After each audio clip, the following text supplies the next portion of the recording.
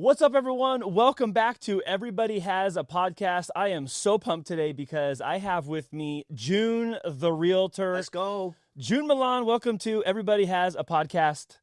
Thanks for coming in. Hey, thank you for inviting me, brother. I appreciate it. Hey, I have to tell you right out of the gate, your energy is like contagious when you're doing your show. We're gonna talk about your show today. We're gonna talk about White Gun Podcast and all that. But like the first thing I hope everybody notices when they check out your show is like how energetic you are, how interested and intrigued you are naturally, not some fake BS kind of like I gotta pretend I'm interested in the person. Like you really care about asking the questions, digging in, and you're also very vulnerable on your show. So I want to talk about all that today, man. How's that? Absolutely. Let's get into it. I'm down. So those of you who don't know June the Realtor, June, the name and the name are the name. June is a realtor, duh. So June, but that's not where you started. So for people who haven't like watched your show or don't know your background, like where did your professional career start? So funny enough, my professional career started as a lender, right? And some people remember it was actually June the Lender at one point before it was June the Realtor.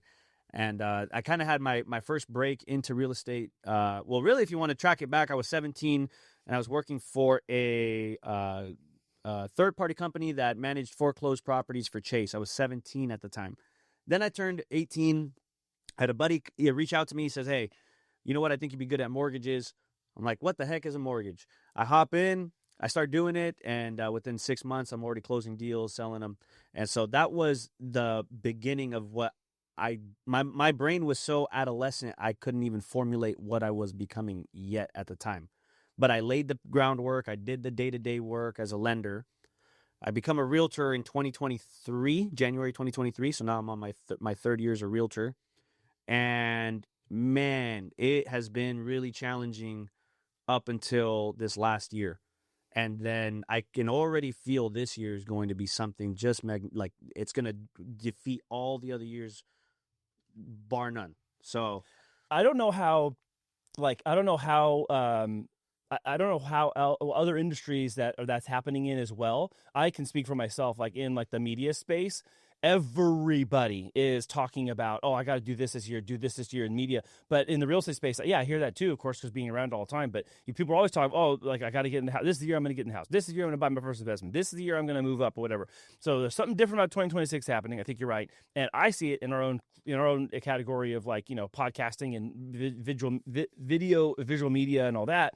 I hope it's happening in other industries as well. I want people to win and be successful. So, and I know you do too. But I'm curious sometimes. Wonder who else is that happening for? Who else is winning right now in 2026? Well, yeah, I mean that's why I got into podcasting to begin with, Andy. I mean, there's something about people that people are just curious beings, and so by their own curiosity, when they see a person like myself out here doing an hour, sitting down with somebody for an hour, having a long form discussion, right, about things that are my own opinions, people tend to just naturally gravitate. They're like, what does this kid want to talk about?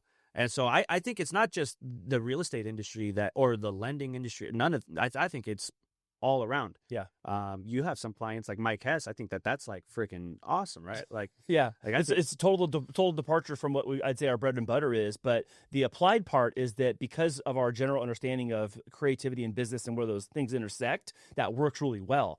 And I've had to do short form branded content in my past life in doing apparel branding and general branding and all that anyways. And so that was kind of a layup, if you will. Yeah, they're super hard days trying to figure stuff out. But as far as like how far down the road was I when they were introduced to me and I was able to get that account? Yeah, we were already like 90% of the way. It was just like, just lock it in and go. Exactly. So yeah. That was good. But I want to talk to you specifically about a couple things today regarding, you, June, the person, not even June, the realtor, June Malan, the guy. And then I want to talk about your show. I want to talk about your vulnerability. Maybe that's where we're start. We're going to start there. Let's start about your vulnerability because I think that ties in with June Malan, the person. 100%. So, you have numerous times on the show been very, very vulnerable about your life, difficult times, challenges, being kicked out of the house, right? Fractured relationship with your father. Speaking of, I sent them a text for the first time this morning, maybe part of being vulnerable, But I just sent him a text for the first time this morning, and I haven't spoken to him in 2 years because I'm getting married. Man, So that's I have awesome. to invite him. He's not gonna. He texted me back. He's not gonna be able to make it. But that's aside from the. That's June, aside. but dude, okay, I didn't know you didn't say this pre-show. Oh yeah. You just texted your dad? Yeah, I texted my dad. Dude, good for you, man. Yeah, I'm man, really I proud of you. That makes me like I'm not gonna cry. No. It's awesome, man. I know that you like. There's been a lot of friction there. Well, I had a. It's funny because I'm getting ready. Seriously, I'm like overwhelmed. No, man, don't stop it. Stop No, I love you, man. Yeah. I care about you a lot, and like you talk to me about your dad a lot, and like, I've privately wanted you to say that to me off camera, like at some point, like, hey, I'm talking to my dad, or reach out to my dad, man. Yeah, that's awesome. No, dude. You know what? Like, look, you get. We just lost somebody really close to us, right? Like there's something about it where like I'm not afraid to reach out to anybody at any given time, right? And you have there's a saying that's funny because even after Xavier passed, I had some of the people that I've had disagreements with come out and reach out to me, right, Andy? And I've had disagreements with them, full on disagreements, like and they're like, hey, love you, man, and that just says something. So. I'm a forgiver, and I forgave a long time. And maybe my actions don't show it right away, but I forgive in my heart. Like for the most part, it's hard for me to hold a really big grudge against somebody. So, anyways, sorry. I know on that topic of vulnerability, like, there's something to be said about somebody who can kind of wear their heart on their sleeve. I know some people grow up different ways, right? Some people grow up a little more timid and shy and reserved, right? Some parents raise their kids differently. My parents, it's not that they didn't raise me to be a little, reserved on certain things. It's just I've always been loud and bombastic and like kind of just wore my heart on my sleeve. And I kind of believe that's actually why I have a lot of success in the real estate game, is because people they may look at me and say, you know what, this kid doesn't know every little thing. Like he's not super detailed about every little thing, but you know what? I feel something about him. I feel, comfortable around him. And so with my show, Andy, that's like the biggest thing for me, man. It's you're hopping in to listen to me for about an hour, not just me, but like the person I'm interviewing, right? And this is where my personality comes out the best. It's like I want people to really know who I am. There are certain people on my podcast that come out, and I kid you not, they do bring me to tears. Multiple have brought me to tears because we're so much like robots on a day-to-day basis, Andy, that sometimes we get so lost in the sauce with work that there's no human. Like sometimes we're not humans anymore. We're just robots. Well, that busyness can cover up that party that needs to like heal through, like crying, like right? Yeah, or in a moment of realness. I had a guy come here on another show, and the guest was talking about his experience seeing a therapist, and he was talking about how one day his therapist was talking about, hey, your emotions, your undealt emotions of trauma are like this river, and you're like walking along this embankment, and this river's going. But until you get in that river and you confront it, you're just walking alongside it. So whether you turn into getting that river like right now, or you wait another day, or another week, or another mile down the trail, that river's still flowing. You have to get in that river. So you're going to get it now, or you're going to get in it later. When are you going to confront that stuff? And I was like, whoa. Yeah. And he was kind of, his point was like, hey, we got to confront our things, but also we can be so busy or so distracted or so whatever that we don't ever give ourselves a chance to even do that. 1,000%. For example, this text message I sent my dad, it's funny. I was like doing laundry at like 2 a.m. or 3 a.m. Right. I'm like over here doing laundry. And then I'm like, you know what? Because Divine's the nurse, right? I'm like, babe, I have to send this message out to my dad. I got to let my dad know before I get married. Like, hey, I'm getting married. And it's interesting because I sent her the message and said, hey, how do you think this sounds? Does it sound like I'm not trying to be aggressive here. I just want to be very straightforward, and I want to be nice and soft and neutral. And so, anyways, nonetheless, my point being with that being said is like the like people feel the need to like hide their emotions. I've never been that guy, man. Mm-hmm. I will straight up rip the Band-Aid off. And sometimes it's uncomfortable, and some people feel uncomfortable having to be put in that position, but sometimes they don't realize till after the fact, like, oh, you know what? Like, I needed that to happen. Thank you, June. Actually, I feel a lot better now that you asked that question, because now it's out in the open. My therapist, for those of you, by the way, I want to make a very, if you don't mind, I'm going to steal this show for a second. Do it.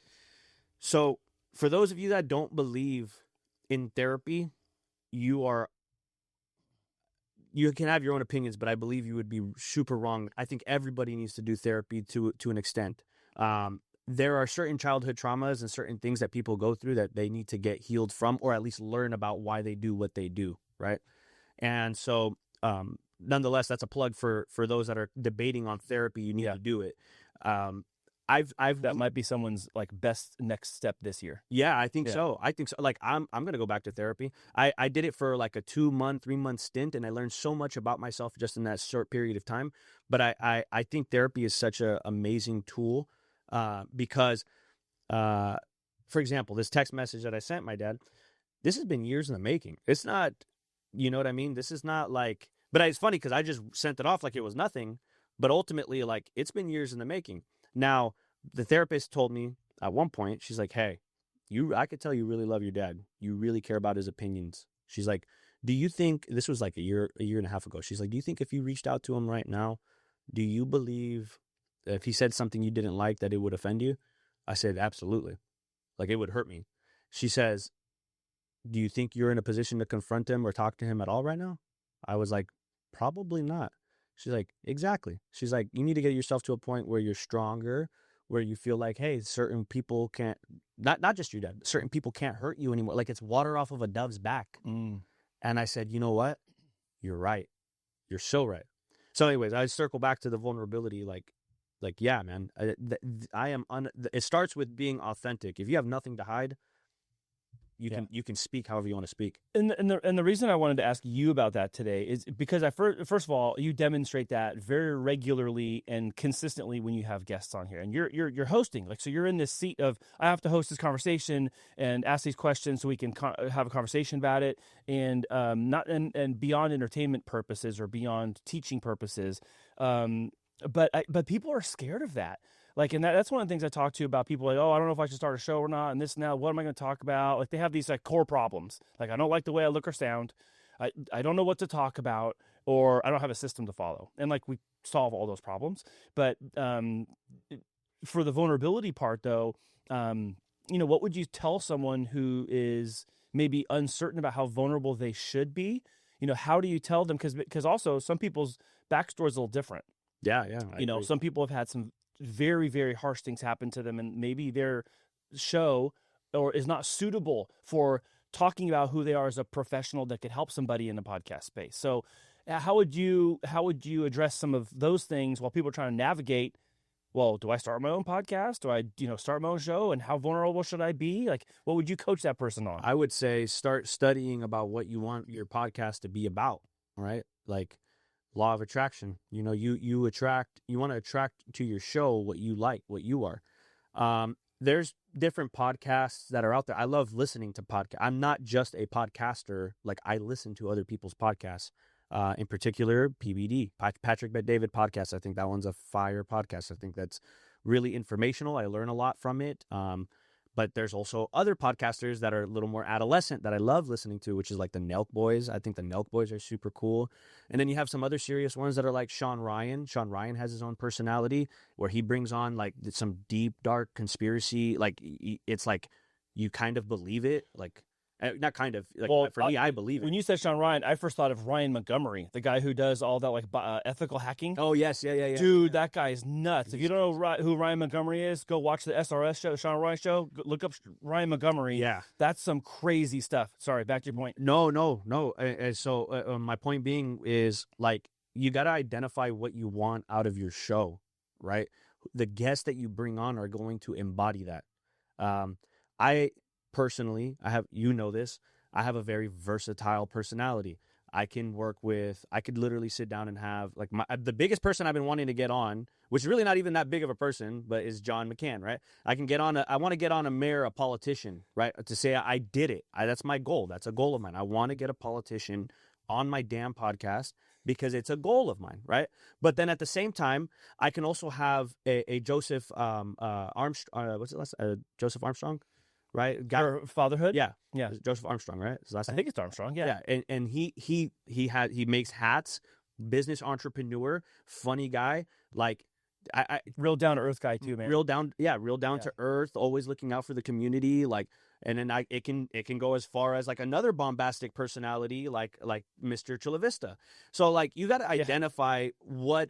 Yeah, Kurt. Yeah, you got to identify what people you want on your show. You got to start by that. That would be my first thing I would say as if you were going to start a podcast, don't feel like you have to be me. Like I'm my own person. That's what sells. I'm my own person. So be you and identify what you want out of your podcast. Yeah, dude, even this week in a show we produced that's come out by now, the guest goes, "Hey, God doesn't want who you're pretending to be. God wants who you are. He's going to use who you are and who he's asking you to be, not who you're over here pretending to be." I was like, "Oh, dang." Yes. And I was back there behind the camera. I was like, my face was like, was this the podcaster that was saying that to the interviewer, or that was his answer to one of the questions? And I was like, what?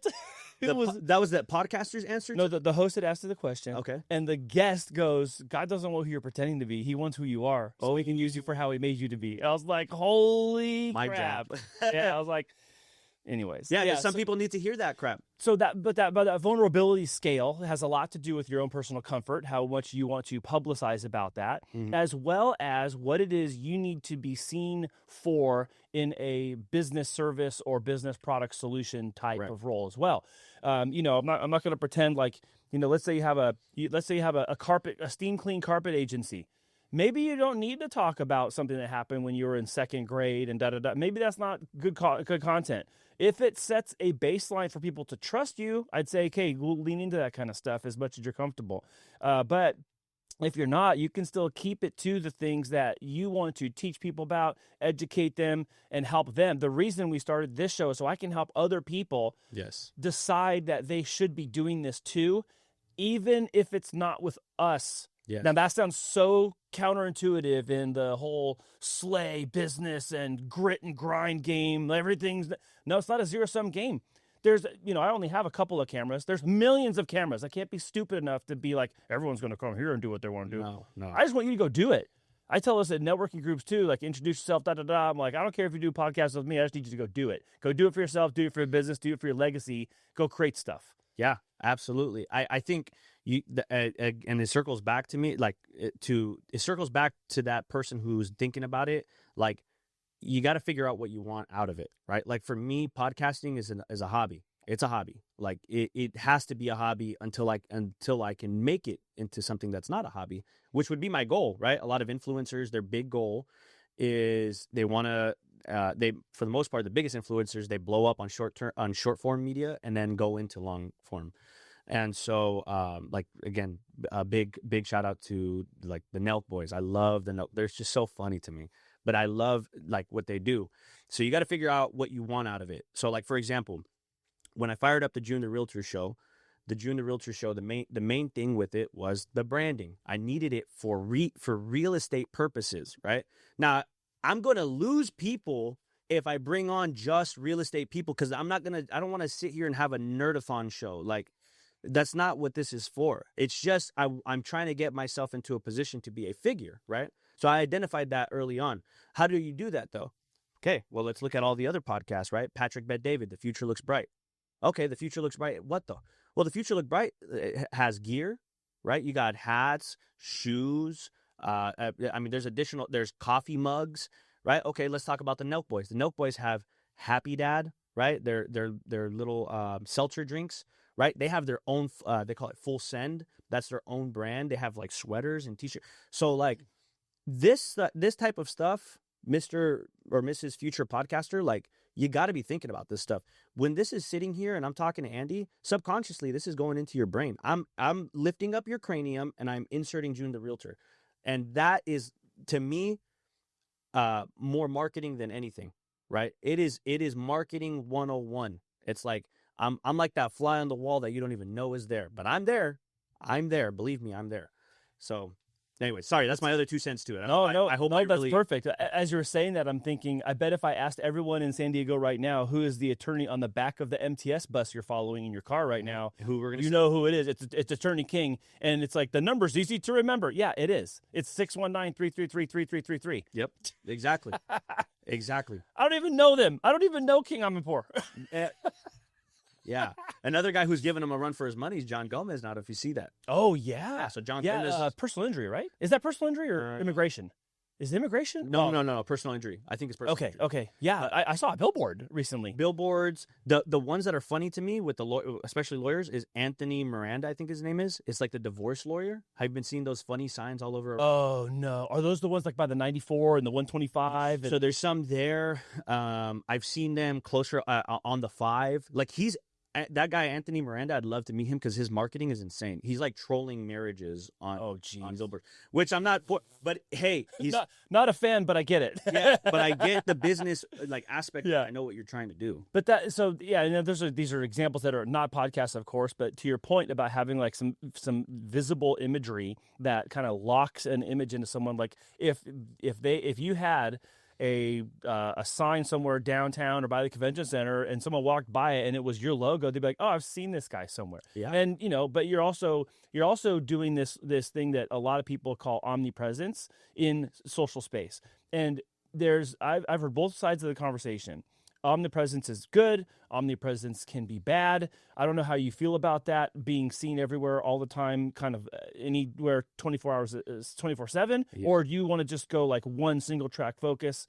How would you answer the way to approach deciding that? Wow, that's a good question. I think it starts at your personality. I mean, I don't know, like if I've had. Again, I'm not trying to say this in a braggadocious way. I just know I have, like, my personality is like a list, or not a list, but what do they call it, Andy? Like a personality. When your personality is like at the forefront of your life. You're saying type A? Type A. You're trying to think of the word type? Yeah, I'm sorry. All right. Yeah. Type A personality. Very type A. No, just kidding. I know, very type A, June. No. But I have that kind of personality. And but there's some people that don't, right? Like, again, we talked about it. Some people are timid and shy. Like, you got to know how to handle the pressure when it comes. Like, I'll give you an example. This is probably like, so okay. Xavier passed away, right? For those of you that don't know Xavier, he goes by the cowboy hat guy.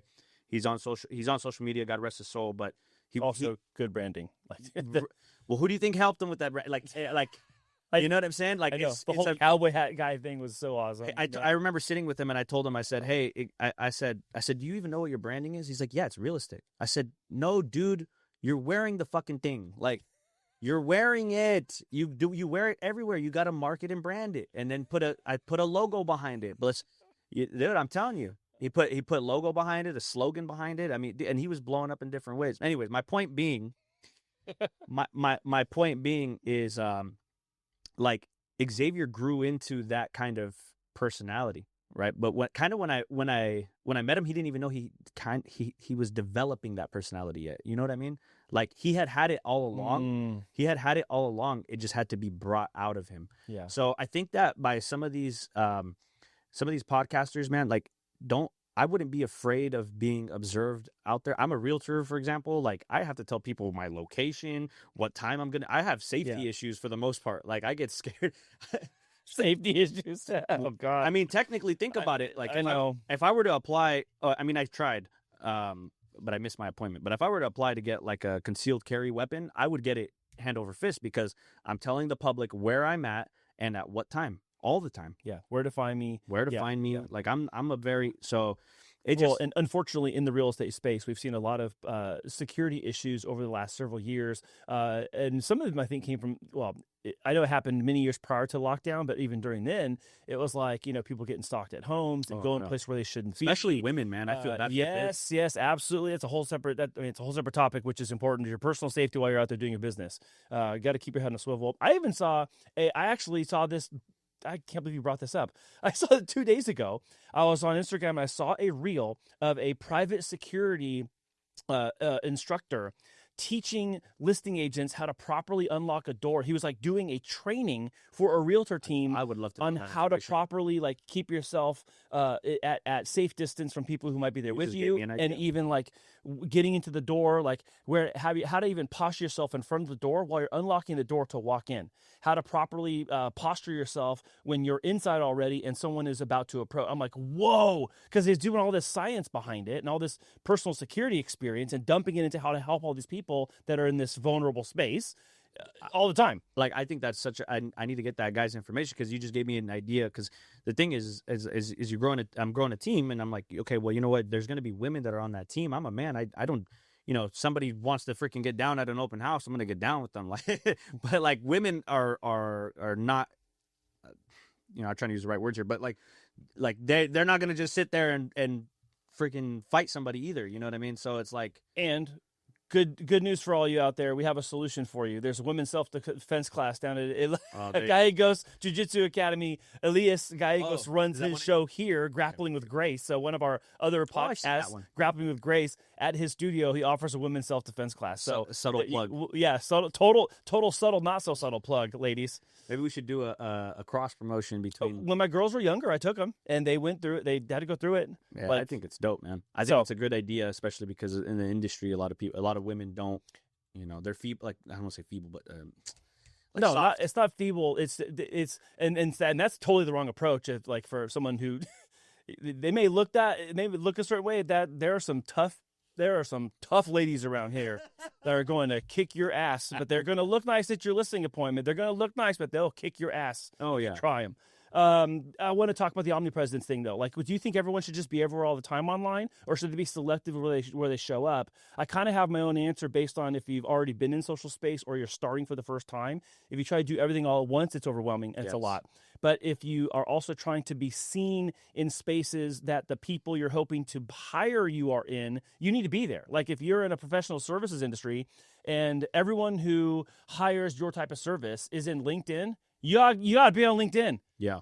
Right? Okay, if you got some sort of like younger, hipper, more like trendy type of business or service or branding, you got to be on TikTok and Instagram. Yes. That's just the way it is. You do a lot more longer form, detailed conversations, like you're a trust and estate attorney. You do tax law, stuff like that, like tax law, not just taxes, but like tax law. Like, those are much longer form conversations that take time to like explain, but also you are able to kind of create a library where people can learn from you and trust you and build that credibility to come to you when they need help. So my answer is varied. What do you say? If you try to do everything all at once, you're going to give yourself anxiety. Trust me, I've done it. So like, you want to make sure you do it bit by bit, piece by piece, because June the Realtor, the branding, the name, like it stuck up to a point until I gave the name life. Like, I had to step into the shoes, right? June the Realtor is just an Instagram handle. It's nothing crazy, but it's like Michael Jordan, right? But until they step in the shoes, then you're somebody else. My point being is, you got to do it piece by piece. You have to. Now, everybody's heard the term, right? You're aging like fine wine, right? I liken like my own social media presence to the same. And as I'm gracefully figuring things out, right, I'm beginning to realize, okay, so on the TikTok note, by the way, I just closed a deal from TikTok, and it wasn't even my TikTok that I made. This is what gave me the biggest idea. So a couple weeks back, we're doing an open house. And let me see, not a couple weeks back, a month ago, we were doing an open house, massive open house. I mean, I'm talking about 350 people show up. And as I'm there doing that open house, well, a couple days before, one of my teammates, Jenny, shout out to you, Jenny, if you hear this. Jenny does a TikTok, goes viral, 23,000 views. It was just telling people, hey, we're going to be doing an open house this weekend. Well, 3 or 4, sorry for you, Jenny, but Jenny only works Sunday. I worked Saturday, and I popped in on Sunday. But a lot of the leads came in on Saturday, and multiple people came in saying, hey, I saw the TikTok. I said, there's no way. No way. I said, there's no way. I said, four different people showed up that said, I saw you from TikTok. Dude, shut up. Are you for real? Three of those people I've had buyer consultations with. Oh, actually, 4 of them I had buyer consultations with. One of them's already closed. I made, and I'm not to, again, be braggadocious, but to make a $13,000 check off of somebody that I just met at an open house by doing TikTok. Guess what? That's for free. That's Dang, dude. Yeah, think about it. So Wow, but congratulations, by the way. Thank you. Yeah. No, but it gave me the idea. I said, okay. It gave me the idea. I said, all right, well, if I'm going to be going into 2026, I got to have a really solid game plan, right? So where do I start? Well, editing, making videos, all of that takes a lot of time, which, by the way, if you are podcasting and you want your social media presence to be elevated, well, guess what? You're going to get like 12 to 16 different clips. You give me sometimes like 16, 18 clips. Like, yeah, depends on the depth of the show. Like, yeah. Right. So my point being is use like some of my best clips that I've gotten are from the podcast. Like I'll get, sure, because you collaborate with people. Yeah. Those collaborations then blow up between your audience and the other person's audience. So, anyways, I say that to say like my social media has grown like fine wine. And as I'm getting to a point where like now I've hired an assistant to just manage my social media presence, dude, it's like removed so much weight off of me to now like I can do the day-to-day work. Like I can go out and I can coach. I can go out and I can door knock with people. I can go out and cold call because I know this social media assistant that I've hired now is running my entire Instagram, so TikTok, LinkedIn. Yeah. And you have to break it down in different ways, Andy. Yeah. Because LinkedIn is you're posting different content on LinkedIn versus Instagram. Yes, and what you said is really important too, because I think sometimes people go, well, I've been in my business for 20 years and now I have to also become good at Instagram or I have to be good at TikTok. Like, no, there's younger people that are good at that. Let them go be good at that part. You have to be good at the thing you're already good at, which is being reputable, credible, trustworthy, and people come in and hire you for the service or product you provide. That's already there, especially if you've been in business 5, 10, 15, 20 years. That's already there for you. Let somebody else do all that, like scheduling, figuring it out, how to properly position you. That needs to be someone else's thing. You be the person who is in the position of authority because you already are. Right. The difference is you are in real life. You just aren't in social space. You are in real life. You just aren't on camera in a studio yet, but you can be. And to your point, could you imagine, so let's just say, not real estate related, but just any other business. Could you imagine if you had like a little business on the side, right? You're your own business owner, and you say, you know what? I want to hop into the podcasting space, and I want to start pushing out reels every day. Did you know that the algorithm on Instagram and TikTok, it will start to increase your viewership because of how often you're posting. Now, you don't want to be spammy. You don't want to post 3. You don't throttle you back because of that. Yeah, you don't want to post more than, I would say, honestly, even more than 3. 3 is my cap. I don't post more than 3 a day. But I don't, very rarely will I post 3 unless I'm having a good day on my viewership, and I will check. But for the most part, it's 2. My point on that, to that regard, is you know, if you're pushing your own business, your physical business, like let's say you have a retail store, you're pushing that, right? Well, you have this firing on all cylinders. If you have Instagram, social media being fired on all cylinders, the name of the game in any business is just to put yourself in front of as many people as possible. Shout out to Josh Benowen for that one, because that was the biggest game changer. Is just put yourself in front of as many people as possible, see what happens. So people even know him as Josh, or only catch a fade? You know, no, they know him as Josh. Josh is a local legend, man. He's that guy. I like his name. I know. I like his name. His name's awesome. Catch a fade. But it's really just catch a fade. Catch a fade. Yeah. So sorry. Yeah. I you know, if you're firing on all cylinders on social media, which the reels from podcasting help, man, they really do help. You know, you only continue to grow on the other things. Mm-hmm. And so you're getting leads this way, but you're also getting leads in the physical space too. I want you to talk about how, and for those who haven't watched some of your other episodes, I'm going to say this as a preface to what I'm going to ask, is you've mentioned several times that ever since you were a little kid, like, man, my family keeps telling me that guy's got the gift of gab. He's going to be like a professional talker. He's going to be on the radio or something. He's got the voice. He can talk about anything with anybody all the time. Not everyone's like that. Not everyone's like that, June. So, given the fact that you are like that, I would like you to share, even though parts of this life are maybe easier for you than for others, what has podcasting benefited you? How has podcasting benefited you? Oh, Like, man, I love are this there are there soft skills that you think you're better at? Do you think you're a better listener? Do you feel more comfortable in front of the camera? What are some of the things that, after having started and now launched a bunch of shows, what can you say now down the road that back then you weren't as good at? Oh man. So this comes from a quote, and it's actually from my old business partner. And he was like on episode number 2, and he said this to me, and it's funny. You can learn from anybody, right? Right? You got to be humble enough to understand, like, to accept those things. So he says to me on the podcast, episode number 2, he says, God gave you 2 ears and 1 mouth for a reason. Right? Isn't that funny? But it's so true. It's like God gave you 2 ears and 1 mouth for a reason. And so to me, like, I think that's the biggest thing is I slowed down and I listened to people. And I think what's really humbled me is giving people the platform to speak, because I didn't really realize until after I started doing it what it meant to somebody like a Chuck LaFleur, believe it or not. Right? God, I know Chuck's so long. I know. Yeah. And you would think. That was great to have him in here. No. And you would think, like, with Chuck LaFleur, right? Chuck LaFleur, he's got this really, like, type A personality as well. And so Chuck's like hitting me up every other freaking week. He's like, hey, can we get my wife on the podcast? Hey, can we get one of my LOs from Florida on the podcast? And I'm like, it's great. I'm like, dude, that's awesome, but I'm not hey, you're paying for it. But no, it's funny because let me tell you this, bro. It's when I'm inviting other guests on, right? So like one of the big ones that I'm working on right now, and I hope he sees.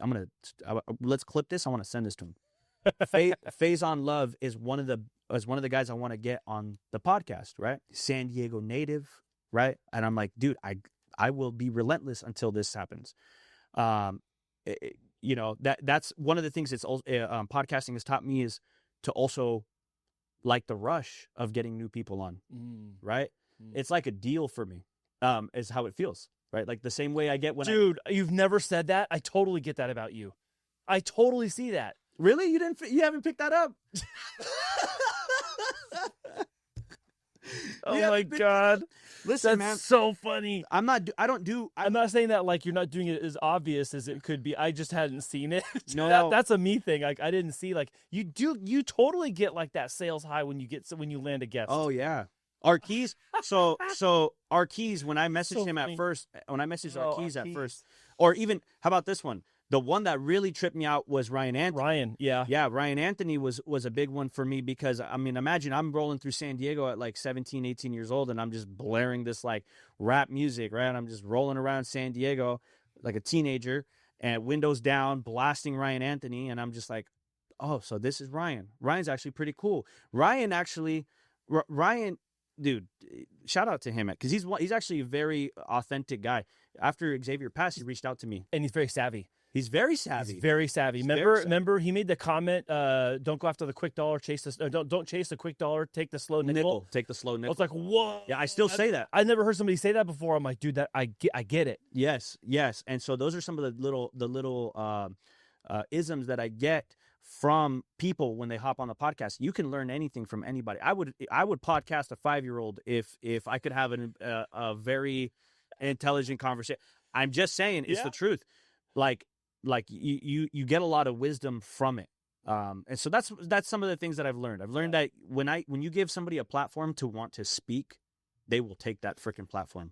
What are some of your? I mean, I wasn't going to ask this of you, because I feel like it's kind of putting you on the spot. Like, choose your favorite kid. But like, what are some of your most memorable moments from doing your show here? Like, do you have some moments where you're like, oh my gosh, I can't believe that just happened? Or wait a minute, why am I really here right now? Like, pitching yourself, like, yeah. Ryan was one of them. To me, I just thought that one was a really cool one, because I was like, you know what, we did a whole giveaway. I said, hey, this was the cool part. So for those of you that don't know Ryan Anthony, he's from Spring Valley. He's a rapper, and he's definitely well known in the local underground rap scene. For sure, well-known guy. So when I reached out to Ryan, he has his own branding. It's called Barely See the Beach. And I've always rocked with his branding. And so as I started to grow into this branding guru, this marketing guy, I said, hey, maybe I should DM him. Let's see if he responds. And he ends up responding back. And anyways, nonetheless, the cool thing with Ryan was like, I said, hey, look, man, I want to do something for the community, and I want to get you on my podcast. So I said, here's what I want to do. I came with it. I learned this from Patrick Bet-David, by the way. This FYI. I learned this from a podcaster. I said, Ryan, what I want to do is I said, I want to buy about $1,000 worth of your merchandise. But in turn, I want to give it away, right? I want to give it to the community. I want to hold a raffle. And I want to do it at a location that's very central, like National City, where Josh's barbershop was. And I said, you know what, dude, it went so viral. People started pulling up, hopping out. Like, it was a hot day. And we gave these jackets out, these bomber jackets, on a summer day. And where's I going with this? My point with that was I was asking you, I was teeing you up to talk about some of your most memorable moments in doing podcasting. So with that was a big one, was the giveaway with Ryan. Mm-hmm. Another big one was landing Mr. Chula Vista. When you talk to him, he's a pretty polished guy. You go on his website, he's pretty polished. Like, I said, you know what? I'm going to DM him, but like I can't get through because the DM is blocked. So I said, let me dig deeper. All right, I started digging deeper, and I ended up figuring out, okay, let me go onto his webpage. Go on into his webpage. I send him a quick little message on his webpage. He emails me back like 3 days later, and I'm like, oh, sick. I told Divine, I was like, Divine, I landed Mr. Chula Vista. And her aunt, who's always on 3rd Avenue, knows exactly who this is. So it's like he's a well-known figure in Chula Vista. So some of the coolest people. Josh is another. Josh. I want to say something real quick about Kurt. People who don't know Kurt Bunch and Chula Vista living Chula Vista is like, he talks about what people care about. It is him all the time on camera, but he's not making it about himself all the time. He's done a really good job. That's why he's grown too. He's made it about the community, made it about the business highlight, made it about the thing that's coming up, the event, the fundraiser, the activity, and it's so community focused that that has a lot to do with building that trust reputation, where he's not being egomaniacal about it, and he's trying to share with people online what's good in their neighborhood and what's happening, and it's worked because of that. What's very cool is, like, a guy like Kurt, right? Like, I could send him a message right now, he'll text me right back, or he'll text me back within a day. He's a busy guy, but like, he'll text me back. But he's also not too big for his britches. Like, that's the thing. He's not. Yeah. That's the beauty with it.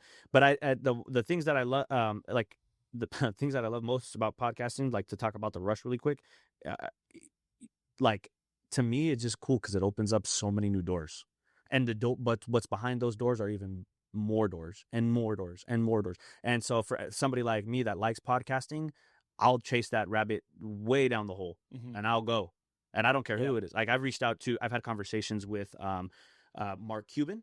I don't know if I've ever showed you. Oh, that's right. No, yeah, you forwarded me the email. Yeah. You just invited him to do a show. I knew he was going to say no. But right? you did it. But I did it. But I have a personal goal of mine to reach back out to him one day when I build a very successful business, and I want to be able to say, hey, Mark, what can I do for you to bring you on my podcast? What do you need me? I'm in a position of leverage now. What do you need me to push for you that needs some selling so I can help you out to get you on my podcast, right? It's about leverage. And so that's what Patrick Bet-David did to get Mark Cuban on. That's where I learned that from. Wow. I learned that from him directly in some of his earliest videos. So, sorry, not to take. Go ahead. No. So what other moments were you like pinching yourself, like, oh my gosh, I can't believe this is happening, or you were just profoundly impacted by the conversation?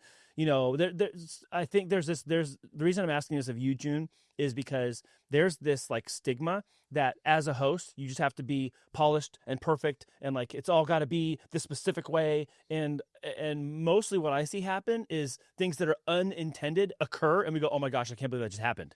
Yeah. Because it's unscripted. It's unplanned, but someone says something or does something or talks about a part of their life that you didn't even know they had in common with you. And then there's like this you find common ground. I think, like, looking at it like from that perspective, then, Andy, I think one of the most memorable moments that I will have and cherish now forever was when I had our keys up here and he's like typing on, he's doing his thing on the keyboard. He's San Diego, right? Like he's going in, and he takes a second, he stops, and then he talks about mental health, right? This was on the 18th, November 18th, because it was my birthday, right? I'm having a bad day because I'm not even kidding. I'm having a bad day because it's my birthday. I'm having a bad day. Yeah, I woke up that morning. I wasn't like happy because I like. There's times I'm human too. Like I miss my dad. I wanted, and it's like when you don't get those text messages, they kind of hurt sometimes. And so, like I was starting off the day on a rocky start, right? And then I was kind of having like a little a riff with my aunt, who she loves. We're like brother and sister. We fight, and then she texted me that morning. She's like, "Happy birthday, Stinky," So I'm like, thanks, B. Like, but our keys. We're in the middle of the podcast. And then he just stops, right? And he starts talking about mental health, right? And he's been posting it a lot lately. Well, again, for somebody like myself, I'm only 20 at that time. I just turned 26 that day. Just turned 26. I'd never dealt with suicide, but every time I do a podcast, more than anyone, I'll stop right at the end and I'll say, hey, like a call to action. If you're hurting and you need somebody to talk to, I am never too busy to pick up the phone and take a phone call to save someone's life. Like, I'm just not. And so what really hit me was when Arkeez was talking about how much his dad meant to him, right? And how his dad got him on the talk box, and how his dad was working on getting him Roger Troutman's keyboard, Like, to me, that was something that was really, really special, because I started thinking about it, right? And now after the fact, my buddy, one of my best friends passes 10 days later. 10 days later. So, like, it's humbling when you have somebody that can, like, he didn't know I do that at the end of every podcast. Like, I'm pretty sure Arkeez doesn't watch, like, all of my podcasts. He doesn't see them all the way up to the end. So it's like, for him to have stopped and just did that, I was like, damn, like, there's some signs that God will leave you too. Like, you'd be surprised. So that was a big memorable moment for me. Yeah, man, I remember I was standing over there and he started talking about that. I was like, I don't think this guy knows June does this at the end of every show. He doesn't? I was like, I don't know that he knows that June's about to bring this up at the end anyways. but that it kind of goes back to what we were talking about vulnerability earlier in our conversation today. It was like he took a pause from the thing people know him for. Yeah. They know him for doing the talk box. That's his brand. That's what he brings to the public. And then he pauses to be like, hey, I'm going to talk about people being like mentally sound. And like, sometimes I'm not okay too. And then he said it, and I'm like, oh, good. And he's trying to compel people, through the lens, to go help talk to somebody. Yes. And I'm like, whoa, was that anywhere in your notes, June? No. Was that anywhere in the questions you're going to ask him? No. Did you know he was going to say it? No? But these things, they happen, and they just make these profound impacts, man. Yeah, man. The divine appointment, and again, like the beautiful thing about the podcasting is the people that you meet, the moments that are created. I love this saying. It's like I was watching this video once about Dr. Dre talking about Eminem, right? And it's like, hey, this is what happened the first 30 seconds I met Eminem. And so he says he brings Eminem into the studio, he plays him a beat, and then all you hear Eminem say is, "Hi, my name is Chicka Chicka Slim Shady," right? And he pauses the record. He goes, "Stop. That's fire. That's fire." Like, he was like that. And he literally says, like, that's what happened the first 30 seconds of meeting Eminem. With podcasting, it's kind of funny because when I'm bringing people on, you kind of know whether or not from the first few seconds whether it's going to go sideways, it's going to be a slow, like, Andy, we're wrapping up at 35 minutes, or holy shit, this is going to go 2 hours. Like, so, yeah, sometimes it's just divine appointments, man. The guidance and the wisdom that you get from some of these people that come on, it just will baffle you. So tell me, what are some of the visions you have for your show this year? What are some of the things that, like, you want people to kind of keep their eyes open for, to be on the lookout for? Are there key people you're looking to have on your show this year? I know you mentioned a couple right now, but are there others who maybe you got your eyes on on, and you're hoping that someone knows them and can refer them to you. What is your vision for June the Realtor in 2026? No, great question. So my goal for the June the Realtor podcast going into 2026 is obviously to continue to elevate. I think one thing I've really lagged on is fine tuning my YouTube channel, right? So now that I have an assistant, my goal is I want everything like moving like a well-oiled machine. Yeah. Right. Mm-hmm. So that is my goal for the June the Realtor podcast. A big goal of mine is I want to transition the name into the Junie Tune Show. So for those that don't know yet, that is going to be the name of the show at some point once I can get the proper branding for it. I want to detach it away from the real estate side because I like it so much. My goal would be this upcoming year is to really push put a good branding behind it. And ultimately maybe have its own like little website or some sort of like apparel that goes with it so people can be like, yo, I listen to June. So that is like, if I could have enough finances and not be so bogged down by real estate, that is the goal of the Junie Tune show. And then the show certainly doesn't replace what you're doing as your primary function and your primary business at all. I know that you think about these things. I know that I know you're probably driving, you're showering, you're getting ready, or you're at the gym and you're thinking 100%. About your work, but I know you're thinking about, who can I interview this year? Because go back to what you said a minute ago, we were talking about like landing the person. It's a high. Yeah. And I know you're gonna circle back to those things. Yeah. It's like when I close a deal, when I open an escrow or when I close an escrow, like I get a certain high, like a rush, exhilarating rush, especially when it's like a deal, you can't, it feels like you can't close.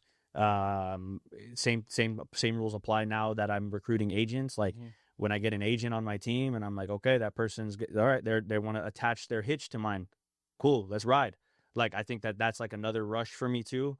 But in the podcast scene, like if there's 3 rushes in my life, it would be those 3. It'd be like bringing on certain guests, bro. I don't know who I'm going to meet that's going to help me turn the corner on that, but it just takes one person. It's like when you're cold calling. You're cold calling and cold calling and cold calling. You hit like 300 calls, and then you're like, but if I hit one more, maybe I'll get it. You get that 301st call, it makes it all well worth it. Because guess what? All of your pain and suffering goes away once you close that deal. So that's how I kind of feel with the podcasting, man. Wow. Yeah, that's good. And you have a lot of years of being told no. So the reason I'm bringing that up is because there are people who I am aware of that part of their day in, day out job and what they do, they get told no a lot too. And just because you get told no a lot before you get to that yes, that same formula in this space is also true. Is you could get told no a bunch of times, and then you get that yes, and then there's that Ryan, there's that Kurt Bunch, there's that R Keys, like you're gonna get that yes. The beautiful thing that I learned by starting off in as a lender, okay, I was like a cold caller is really what it was, but I would get inbound leads too. But for the most part, when I look back, I have to ask one of my buddies to see if he can pull my entire career there when I was cold calling. I think I had made well over in the 6-year span that I was there, I think well over like 20,000 phone calls. Whoa. Well, I had a manager that demanded if you didn't get a file in, you were going to do 100 OBs a day, outbounds a day. That was bar none. And you can ask anybody at that office. I may not have closed or had a file for the day every day, but I would for sure show my metrics to make sure that I hit that. So People don't understand. They just see the funny, goofy guy, June the Realtor, but like behind the scenes, like I don't give a. I'll take a million no's. No, I'm built on no's. I am literally built on a bunch of no's. That's why you get like this June the Realtor, because I have stayed persistent. I have not given up. And I will go toe to toe with anybody about that, because even right now, even when I feel uncomfortable with certain things, I still don't give a flying. Like my family still needs me. I need to do it for myself. So I know I don't know who's going to be the one to do it, but I will take the 1,000 no's before I get a phase on love as an example. Like I think phase on love was. Could you imagine you're like talking to a guy that like was acting right next to Will Ferrell? Like, All right, that's who you need. That's who you need this year. We need to get phase on. we need to get phase on in. Okay, I want to ask you to put in your own words the answers to the questions I most commonly get asked, and I know I can ask this of you, right? So people say to me, and I'll do this in rapid fire. Ready? People say to me, "I don't like the way I look or sound." What would you say? Get over it. All right. People who have people. You want me to expound on that? Because I can. Share. Get over share. yourself. Like, dude, growing up, everybody said I had a big fucking nose. Okay, well, what am I gonna do? I'm gonna go look like Michael Jackson, man. Like I'm gonna go. Okay, like get over it, bro. Especially if you have a girlfriend. If you're a guy and you have a girlfriend, like get over yourself. Next question. Okay, next question. Next question. Okay, people tell me I don't know what I should talk about, but they have a storied business career. I don't know what to talk about, but I have a storied business career. So their lived experiences, they have a storied business career. They're already known, liked, and trusted by their clients. They have an office, a team. They're trusted for the product or service they offer. They've been in business for 5, 10, 15 years, and they tell me, Andy, what would I even talk about? Rapid fire, get a hobby. Like, if you can't talk about your business and then lead into something else with some of the people you're interviewing, then get a hobby. You got to figure something out because it should be relatively easy for you to ask, especially if you're going to step into the scene. You got to be used to asking questions. One time, I had someone tell me who's a friend of mine where I could like launch my answer this way. They're like, I don't know what to talk about. And I'm like, how'd you make it this far? Yeah, how did you make it this far? I was like, you've been in business, like, I think it was 14 years, or maybe it was 15. It might have been 15 at that point in time when I said that. I was all, how did you make it this far? Like, what do you mean? I'm all, you literally talk for your job. How is it you made it this far and you're not sure what you're going to talk about? Dude, okay. It falls back to the authenticity about it, like what people are willing to share and not share.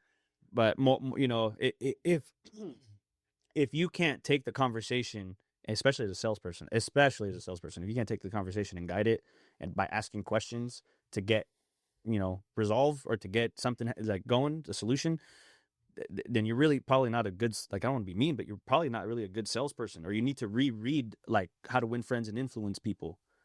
So sorry, that's my 2 cents on that. No, that's good. That's why I'm asking. I want you to say it in your own words. The last thing I get told a lot, or that is a problem for people, is I don't have a system to follow. What would you say? Like, I know I should do this thing. You're talking about podcasting, yeah, but I don't have a system to follow. Now what? Well, okay. There's a couple things. You can pay for coaching. You can pay for coaching / mentoring, or you can do your own research. ChatGPT is insane, or Gemini is insane. Start doing your own research and ask the questions. There's a saying that I grew up with is closed mouths don't get fed, right? So if you never ask or inquire, you will never know. That's just my opinion on that. There's a couple ways too you could take that, but ultimately, like, again, if you're a business person, you are an entrepreneur. Your entire job is to bring resolutions to the table, right? There's a problem, right? So you, as an entrepreneur, there's a problem, right? My dad was an entrepreneur. He had Cricket Wireless stores, right? 25 of them at one point, and okay, well, if you're going to start a business, you have to find the problem. What's the problem? Well, the problem is that people pay too much for certain services when they could be paying much less for the same kind of services. So number one, you address the problem. And then 2, what's your resolution? Well, the resolution to that problem is, let's give these people good service at fair prices, right? Common sense. So that's my take on that last question, because I think a lot of people, entrepreneurs, they're just like, I don't know where to start. I don't know. Don't be timid. Grab the bull by the horns. There's certain things I don't know. Like, I wasn't comfortable with AI at first. I wasn't comfortable with being a realtor at first. Like, there's so many big sharks in this little pond. And it's like, you gotta, it's what do they say? Like, survival of the fittest. Mm-hmm. Like, one last thing I want to add to that. There's also another, I love this movie. It's called, The Founder. You've seen The Founder. It's the McDonald's one. My favorite line in that movie is he says, business is war, right? Business is war. If my competition were drowning, I'd walk right over and stick a hose in their mouth. Right? Yep. Yeah, business is war. Like at the end of I'm a nice guy, so I'm not like I don't, there's grace on that. But at the same time, like, no, like I'm June the Realtor. Like, okay, I'll go toe to toe. I've had so many agents on this podcast. I've had Gabe, I've had Davey, I've had Enrique, and I'll go toe to toe with any of them because I love my clients, because I love what I do. Yeah. I know who I am. Yeah. So like that's you as an entrepreneur or future podcaster, you got to figure that one out. Yeah. So the system issue is typically that they're so busy and they don't know how does this fit my schedule. And something that I've seen changing already in 2026 is one of our brand new shows that we just started for somebody is in property management. And like, why would anybody be tuning into YouTube for a property management show? Well, there's a lot of reasons. People who are doing real estate investing and talking about real estate investing a lot right now, doing ADU in-person meetups a lot right now, doing tours of ADUs under construction a lot right now. Guess what they're going to need? Property management. Yeah. And so my guy Peter is like, I'm going to start a property management show. I'm going to talk about the highs and lows of property management, the ins and the outs. It's also serving as like a blog because you're basically talking. It's the same as you writing out all this information as an article, and it's being used as a way to communicate to his clients and to prospects about all the things that he know about property related here in San Diego, property management related here in San Diego. And that's another thing to add to that too, is like, okay, like you're doing podcasting, like scaling your podcasting.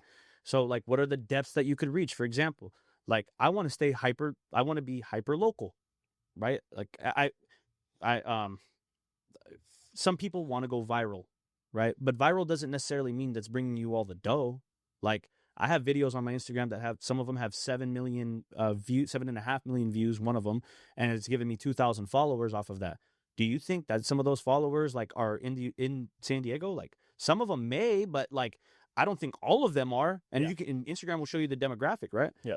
And so my point with that is like your buddy with the property management, like, dude, he could start up some sort of business where there's a lot of Airbnb owners right now that need property management, and not just in San Diego, but in different states. And there's a business there for it. Believe me, there's a business there for it. Mm-hmm. And so, yeah, you got to figure out too, like how you want to scale your business. And I think that it's also me kind of leaning into a little bit like, how are you going to use your show? Like having a show for a show's sake is fine. Maybe it's your hobby. That's cool. But there are people who are now making this more of a function of what they do during the week, during the month, during the quarter, so that it also serves 2 to 3 other purposes. The show transcript does become the blog. The video does go on the website. The messaging from the show and the new show release becomes the newsletter that they send to their clientele. It becomes social media clips used over here. There's all sorts of stuff that you can use, and it just has to fit into your system. If you don't have a system, then we can help you build one. Yeah, which leads one other thing. Sorry, which leads me back to just saying, Andy, like you gotta when you start a show, you gotta figure out what demographic you're going to like go after, right? What do you want out of it? So like. Part of the reason why I want to take a step away from the June the Realtor podcast show and do it as the Junie Tune show is because it's going to have a lot friendlier touch to it than June the Realtor show. Like some people may be put off when I tried to invite them on, is one thing. The other thing is like for somebody like myself, right? Like I want to get people like Tony Hawk on. I think having Tony Hawk on would be super cool. I think Trevor Hoffman would be an amazing person to bring on, super local. I want to be beloved among my community. And then when at some point in the future, one day when I want to level up and go into maybe I'll go into a statewide. I want to be known statewide. It's like there's levels to it. And for me, that's my niche. But somebody else, like your buddy with the property management, it may be his niche to just say, screw it. I want to start a full-on business, go in nationwide property management, and I want to be able to teach and educate people. And I'll tell you what, he's a great example of someone who's been in business for decades now, and they're closing in on 400 doors that they manage. Insane. So it's like that's a lot. So he has a team, and he's brought his team members on to talk about some of their firsthand experience and highs and lows of property management. And I'm like, if you go, oh, entertainment value, it's low entertainment value. It is high value, like educational, like save you from future financial pain if you're a property owner type thing. It's very high value in that sense. So I only bring that up to like share the case of like it's not always going to look the same. You're not the same host as I am. You're not the same host as June is, and you come and be the best you that you are. And you talk to the people that you need to talk to, and you frame up your conversations the way you need them to go to help serve the people that you normally serve. Yep. That's kind of like my end all be all takeaway. I really like the flow and pacing of our conversation today as well. Sometimes that's just one of the things that happens. Like I had other questions I was even going to ask you today, June, but here we are. you can, I have time. You can fire off if you want. No, well, what I want to do with you though is I really want you to it's kind of like a final word maybe, but it's not that I can't go longer. I want to respect your time, but I want to have you give it like a final word on your experience here today, number one. So we'll talk about your experience here today, number one. And number two, I want to ask you if you'll close this show the way you closed your show. Oh, thank you, Andy. Yeah, could you do that? Yeah, I can. All right, so word of encouragement to everybody. What'd you get away? What's your takeaway from this show today? And then close us out. Yeah, absolutely. Well, thank you, first and foremost, for having me on the show. And yeah, guys, I mean, ultimately, podcasting has become a big part of my life. Right, I have people that DM me and they're like, "Hey, you do the podcast, right?" One of the things that I love, because I was doing podcasting before I met Andy, and one of the things that I loved about working with Andy is, can I give him a shout out about what you're doing? Yep. Like, so I loved Andy for a few reasons. Number one, he will be unapologetic about his thoughts on or your approaches if you ask him. If you don't ask him, he won't. He'll just let you roll with it. But if you ask him, he's going to give you his opinion. And for the most part, it's very neutral. One thing I really loved about Andy, once I switched over and came to this booth to Cruz Productions, is it's a very safe environment to say what you want, to speak how you want. And I believe that the prices that I pay for these podcasts are very fair, because where I was shooting them before was like gouging me. I know that you don't care about that, but I want to say that to the audience because they need to understand that. Because for some people out there, they're like, am I getting charged fair? Am I not? You are getting charged half the freaking price. And I'm not. There may be. You're good. You're good. Okay, sorry. No. I'll let Andy correct me, but no. There's not a correction at all. There's a method to the madness. I need people to come and share their story. We can't do that if we're priced out of the market. I want people to come in at the price we're at because we can produce it and still be profitable, which opens the door for more people. Yes, that's what I'm talking about. Yes, that's why it's that way. That's why I love it here, because it's like, hey, I'm in, I'm out, and most of the time, Andy knows I talk a lot. So like, if he'll block off X amount of extra time just in case, but like in case it spills into another show. So you're never gonna have to worry about double booking, like him double booking and I can't get you in at that. That will never happen. It has not happened for me, but it will never happen because I know that there are systems in place that Andy has that it just cannot happen. So that would be my final encouragement to you guys. I would say get out there, speak from your heart, and do it in a place that's loving, such as this one. And then again, like Andy says, at the end of every show, and this one's going to be very sentimental. At the end of every single show, I always do a call to action for those that are going through depression, that are alone, that are sad, that feel like their voice isn't being heard. Call me, text me, DM me. My Instagram is June the Realtor. His is the Andy Cruz, right? Like, don't hesitate to reach out to any one of us. Our main objective in life is bigger than just money. It's not money. The objective is to really save people's lives and then also help them get into the kingdom of heaven. Is at least that's my goal. I know that's Andy's too. But that is the main objective here. Like, there's nothing. What is the point of living life internally and you're dying internally? Like, there is a way for you to get help, but you got to reach out. You have to ask. I recently lost a friend of mine. I've mentioned him several times on this podcast because Andy was the one that put us together. And it's important that you voice your need for help, or it's important for you to voice that, like, hey, I'm kind of struggling in certain aspects. It's okay. You can have bad days. You are allowed to have bad days. That's okay. Everybody has a bad day. If you didn't have a bad day, I would be questioning why you don't. But it's okay to have bad days, and it's okay to have multiple bad days consecutively, but get help.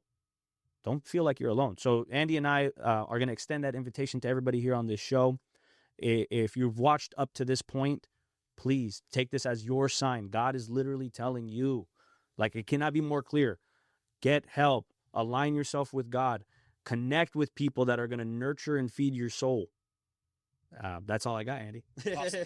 If you find yourself in a position where you're watching this and you need to reach out to somebody that can listen, lend an ear, and be a friend or befriend you, please go ahead and DM myself, DM June, and we'd be happy to listen. And if you need help beyond that, we have ways and people in town we love and trust who can help you with more serious matters as well. So, yes. June, thank you so much for coming to Everybody Has a Podcast. Everybody has a podcast. Doesn't it feel like it these days? Everybody has a podcast. It does. I like the name. I do too. I just had an epiphany one day. I was like, everybody has a podcast. Oh, that's a show. So everybody has a podcast. This is ours. We love you guys. We'll see you next time. See you guys.